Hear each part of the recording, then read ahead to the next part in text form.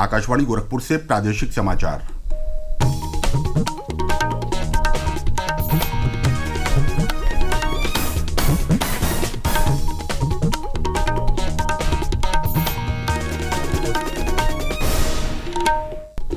नमस्कार। समाचार बुलेटिन के साथ मैं प्रमोद कुमार सिंह। पहले मुख्य समाचार।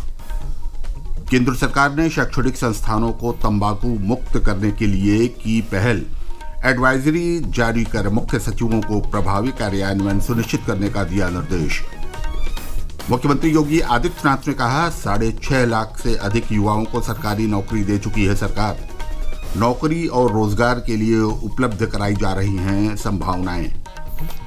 प्रदेश के चयनित कुशल निर्माण श्रमिकों को इजरायल में 2 वर्षों के लिए मिल सकेगा रोजगार। और कानपुर की एक फैक्ट्री में आग लगने से 6 श्रमिकों की मौत, 1 घायल।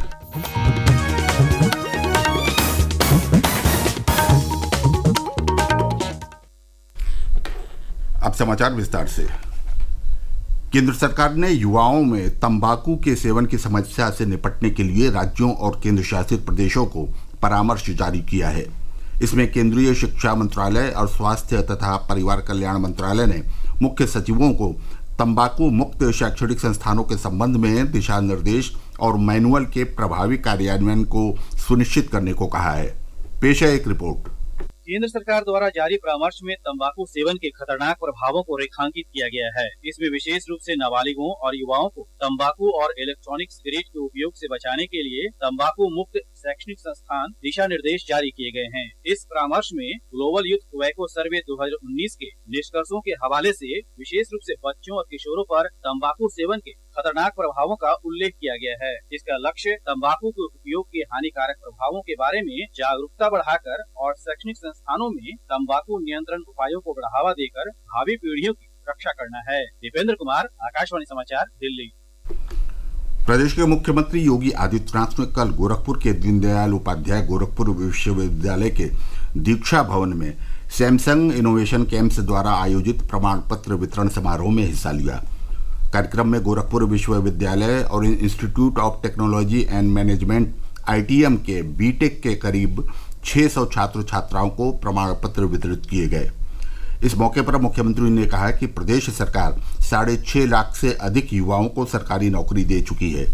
उन्होंने कहा कि करोड़ों युवाओं को नौकरी और रोजगार के लिए निवेश की संभावनाएं उपलब्ध कराई जा रही हैं। सरकार उद्योग लगाने के साथ रोजगार की भी गारंटी दे रही है। आज हमारे पास 27 सेक्टोरियल पॉलिसीज हैं हर एक सेक्टर की, और हर पॉलिसी को हमने एम्प्लॉयमेंट के साथ जोड़ा है। अपनी जो औद्योगिक विकास की पॉलिसी बनाई तो उसमें हमने औद्योगिक एवं रोजगार की पॉलिसी नाम उसको दिया। हमने कहा औद्योगिक निवेश होगा, सरकार इंसेंटिव देगी, लेकिन इंसेंटिव के साथ साथ उन्हें रोजगार देने की गारंटी भी हमें देना होगा। इससे पहले मुख्यमंत्री ने कल ब्रह्मलीन महंत दिग्विजयनाथ की 55वीं और महंत अवैधनाथ की 10वीं पुण्यतिथि के तहत साप्ताहिक श्रद्धांजलि समारोह के समापन कार्यक्रम में भी हिस्सा लिया। समारोह के आखिरी दिन ब्रह्मलीन महंत अवैधनाथ को पुण्यतिथि मनाई गई।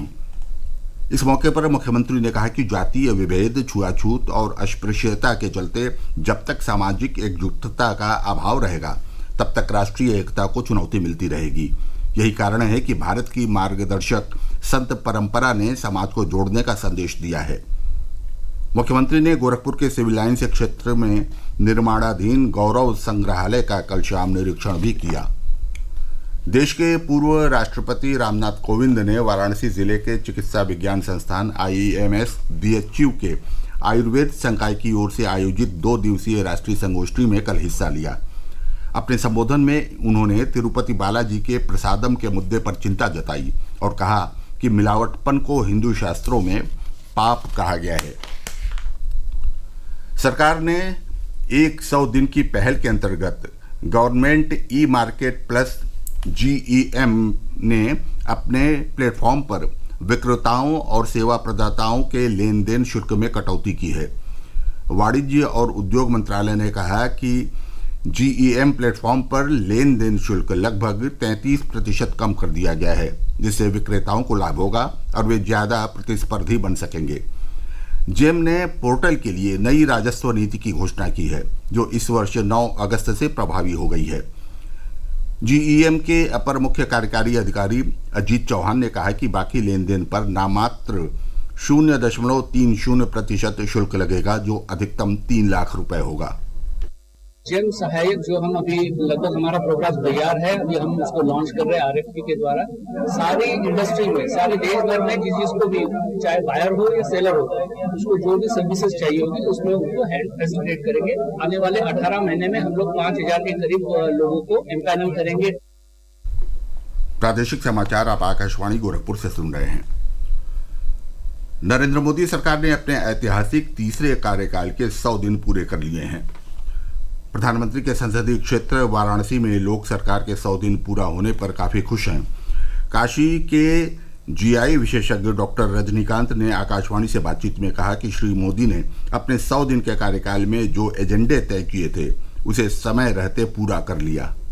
100 दिन के एजेंडे में किसान है, शिल्पी है, बुनकर है, महिलाएं हैं और यहाँ तक कि आदिवासी समाज के लोग, अनुसूचित जनजाति के, अनुसूचित जाति के, पिछड़े वर्ग के, दिव्यांग जन हैं, तो उनके लिए जितनी भी योजनाओं को उन्होंने अपने रोड मैप में डाला था, उन रोड मैप को उन्होंने 100 दिन के अंदर में पूरा किया। दूसरी एक जो बहुत बड़ी उपलब्धि है, जो वृद्ध जन थे, 70 वर्ष की आयु के ऊपर के लोग, सबसे अधिक मेडिकल की आवश्यकता उनको होती है, वो जो उन्होंने घोषणा किया था कि हम 100 दिन के अंदर उसको पूरा करेंगे, वो उन्होंने उसको पूरा किया। लोकसभा में नेता प्रतिपक्ष राहुल गांधी ने पिछले दिनों अमेरिका में सिखों के बारे में दिए गए बयान को लेकर कल लखनऊ और मिर्जापुर सहित कई जिलों में विरोध प्रदर्शन किया गया।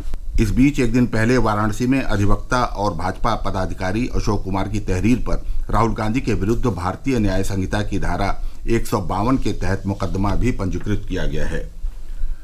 राष्ट्रीय क्षय उन्मूलन कार्यक्रम के तहत लखनऊ के एसजीपीजीआई में कल क्षय रोगियों को गोद लेकर उन्हें पोषण पोटली प्रदान की गई। प्रधानमंत्री टीबी मुक्त भारत अभियान के अंतर्गत आयोजित इस कार्यक्रम में प्रदेश के उप मुख्यमंत्री और स्वास्थ्य मंत्री ब्रजेश पाठक ने भी हिस्सा लिया। प्रदेश के चयनित कुशल निर्माण श्रमिकों को 1,37,500 रुपये के वेतनमान पर 2 वर्षों के लिए इजरायल में रोजगार मिलेगा। इससे संबंधित सभी विवरण सेवायोजन विभाग के पोर्टल rozgarsangam.up.gov.in पर उपलब्ध है। व्यावसायिक शिक्षा, कौशल विकास और उद्यमशीलता राज्य मंत्री स्वतंत्र प्रभार कपिल देव अग्रवाल ने कहा है कि इजरायल के साथ इस संबंध में हुआ समझौता कुशल निर्माण श्रमिकों को अंतर्राष्ट्रीय मंच पर अपनी योग्यता साबित करने का सुनहरा मौका देगा।